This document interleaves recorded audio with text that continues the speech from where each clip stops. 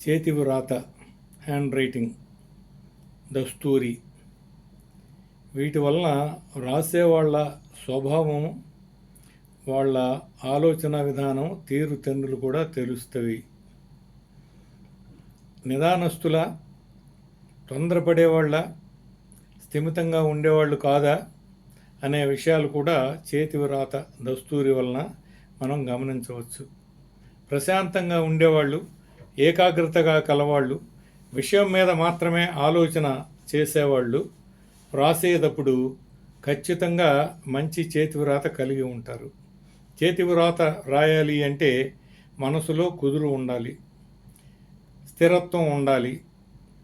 కేంద్రీకృతం చేసి వ్రాసే విషయంపై అక్షరం అనేది శబ్దానికి రూపం, ఆ రూపాన్ని కలగజేసేదే చేతివ్రాత. మరొకసారి అక్షరం అంటే శబ్దానికి రూపం, ఆ రూపాన్ని కలుగజేసేదే వ్రాత. ఆ వ్రాత అనేక రకాలుగా ఉంటాయి. అయితే ఇప్పుడు మనం చేతి వ్రాత గురించి మాట్లాడుకుంటున్నాం. చేతి వ్రాత వ్రాయటం ఎక్కువగా చేసేవాళ్ళకి ఖచ్చితంగా మననం అంటే మనసులో అది నిక్షిప్తం అయ్యే విషయాన్ని ఎక్కువగా కలిగి ఉంటారు. కనుక ఒకసారి వ్రాస్తే అది 10 సార్లు చదివిన దాంతో సమానమని అంటారు. కారణం ఏమిటంటే చదివేటప్పుడు దగ్గరగా చదివి వ్రాసేటప్పుడు కుదురుగా వ్రాస్తే వాళ్ళకి చక్కటి ఏకాగ్రత ఏర్పడి విషయంపై పూర్తిగా అవగాహనతో పాటు జ్ఞాపక శక్తి కూడా పెరుగుతుంది. బరికటం అంటారు. బరకటం అంటే గబగబా వ్రాసిపోవటం, అంటే పని అయిపోయింది అని చెప్పి రాసి అవతల పారేసే వాళ్ళు, కుదురులేని వాళ్ళు బరుకుతూ ఉంటారు. ఆ బరికే వాళ్ళకి ఏ రకమైనటువంటి ఆ జ్ఞాపక శక్తి మీద కానీ ఏకాగ్రతగా మీద కానీ ఉండాలి అన్న ధ్యాస ఉండదు. వ్రాయాలి కాబట్టి వ్రాస్తారు.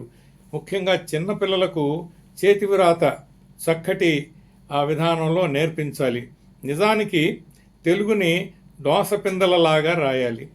అలాగే హిందీని నిటారుగా ఉండే గీత మీద సమాంతరంగా ఉండే విధానంలో రాయాలి. ఇంగ్లీష్ని అదేవిధంగా 4 లెవెల్స్లో ఉండేదాన్ని పైకి అలాగే కిందకి మధ్యలో రాసేటప్పుడు కుదురుగా వ్రాయాలి. చిన్నతనంలో రూల్స్ అంటే రూళ్ళు గీతల మీద చక్కగా రాయటం కనుక నిదానంగా ప్రాక్టీస్ చేస్తే పెద్ద అయిన తరువాత సాదా పేపర్ మీద, ప్లెయిన్ పేపర్ మీద వ్రాయటానికి కూడా వాళ్ళకి అంత కష్టం ఉండదు.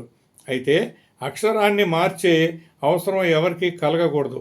అక్షర ఆకారాన్ని యథాతథంగా ఏ రకంగా పుస్తకాల్లో ఉంటుందో దాన్ని వ్రాయాలి. మన ముఖాన్ని ఎవరు కూడా ఏ రకంగానూ వేరే విధంగా చేయకూడదు. ఫోటో కానీ లేకుంటే చిత్రలేఖన కానీ చేసేటప్పుడు అదేవిధంగా అక్షరాన్ని కూడా శబ్దానికి రూపం అక్షరం కాబట్టి, వ్రాతపూర్వకంగా ఉండే రూపం కాబట్టి దానిని ఖచ్చితంగా మంచిగా చక్కగా ముచ్చటగా ముత్యాలలాగా రాసే అలవాటు చేసుకుంటే అది జీవితాంతం నిలబడి ఉంటుంది.